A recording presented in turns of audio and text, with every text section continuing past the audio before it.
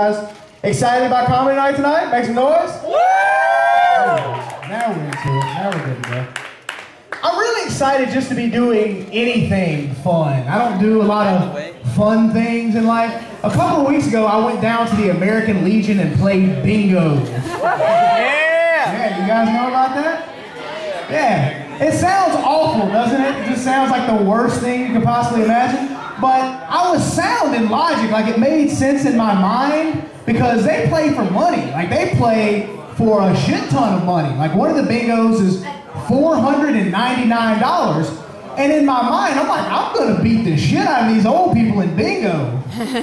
Like I'm just gonna bingo circles around these old motherfuckers and I'm gonna walk out of here with a small fortune.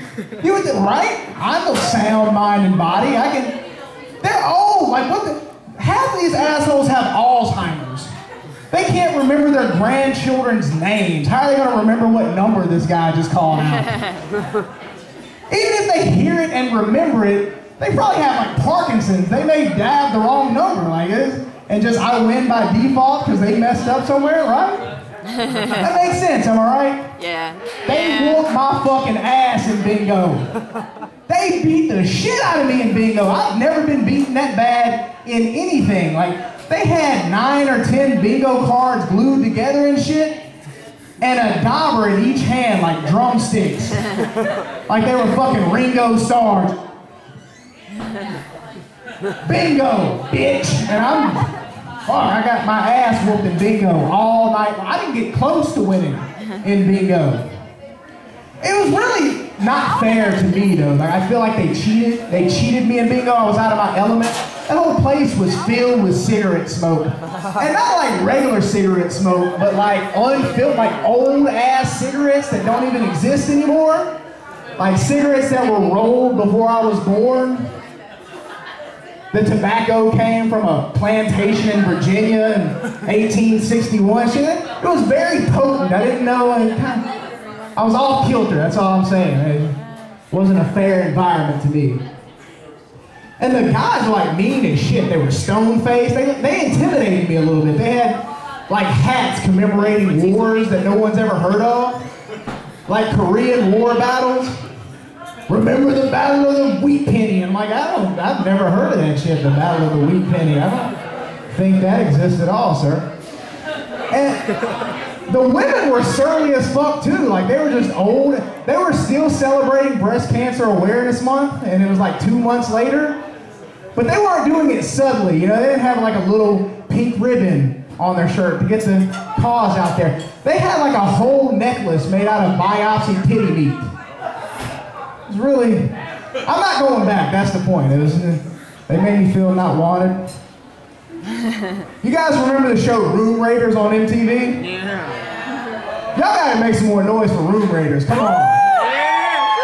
Man, y'all get alive, man. Shit, this is a Thursday night. Y'all ain't gonna do shit tomorrow at work. Get alive, go drink, man. Hey, by the way, half off drinks from 9 to 11 tonight. Half off drinks, yes. At those rates, you can't afford not to get drunk. There was a show on MTV called Room Raiders, and it was disgusting as shit. I used to watch it, and I would be really grossed out because they would kidnap 3 guys in their tighty whities and put them in a van together to sit by each other while a woman invaded their space and look at their old T-ball trophies and condoms. And if that wasn't embarrassing enough, they would break out like a black light and go over their bed. And that was the coup de grace. Like, ah, look at his cum-stained sheets. You see all these cum-stains on his sheets? Like, why the fuck are we looking at his cum-stained sheets? Like, I'm 16 years old. Like, this is the bottom of the barrel. We can't get any worse than looking at some stranger's cum-stained sheets on my television. But leave it up to MTV to top themselves because they found a way just a few years later to top cum-stained sheets. Their most popular show now is about cum-stained teenage ovaries, and that's slightly worse. Stupid. Yeah. Even commercials, man. Commercials are out of hand now and disgusting. You know, despite my potty mouth, I like to stay away from the smut and filth of late night television. So I watch network TV news and I'm subjected to this shit. It cuts to commercial and you get two cartoon bears prancing about the forest. Happy as pigs and shit, just hitting spins and pirouettes, ballet shit. And in the middle of the daddy bear spin, it does a close-up of his dirty bear cartoon asshole.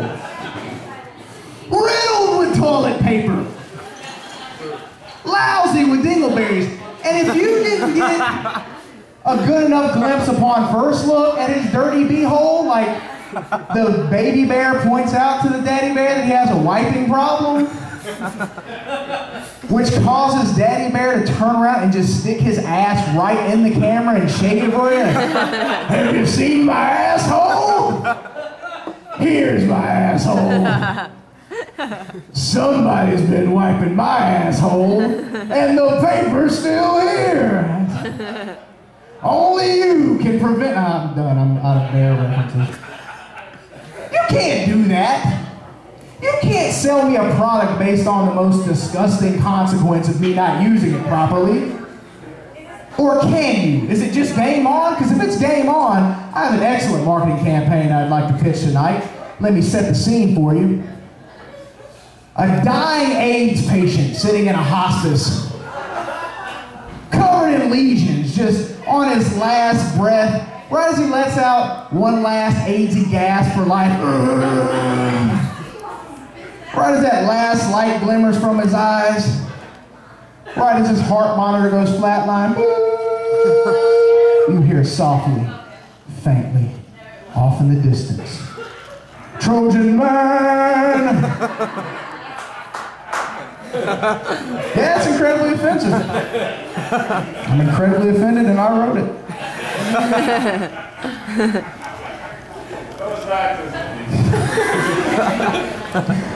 Man, I saw an advertisement for a fleshlight on a reputable website. Does everyone here know what a fleshlight is? No. For anyone who doesn't know, a fleshlight is a male sex toy that looks like a flashlight, but where you would normally put D batteries, your dick.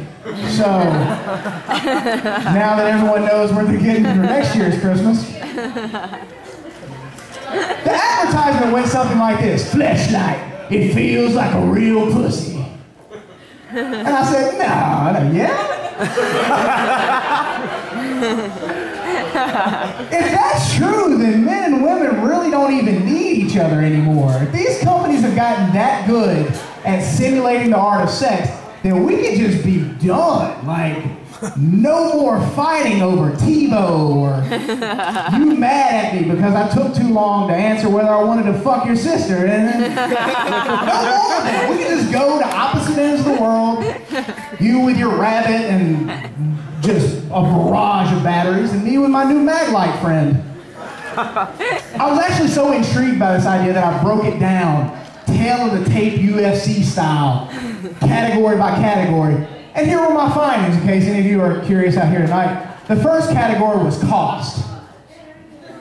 A high-end sex toy will cost you anywhere from $50 to $100. And a high-end date where I could have sex at the end of the night will cost me anywhere from $50 to $100. That's what you call a draw, ladies and gentlemen. A sex toy can't cheer you up when you're feeling down or bring you home a nice birthday present. But it also can't act like a colossal bitch and bring you home an STD. It's also a draw.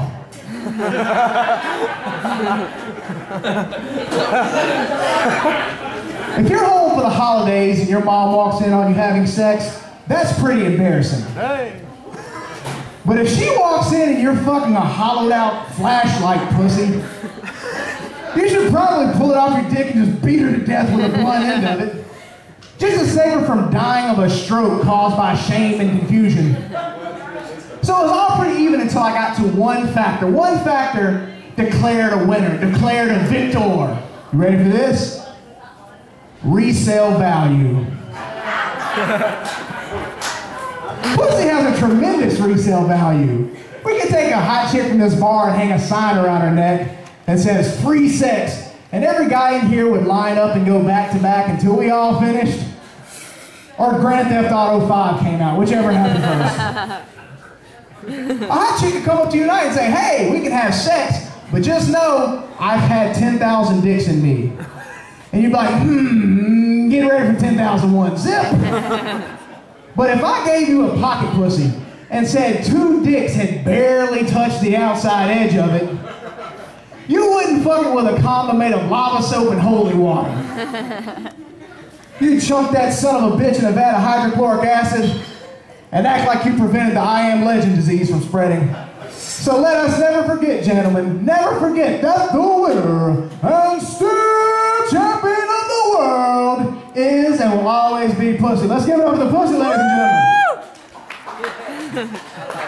What's that? We're going to bring up our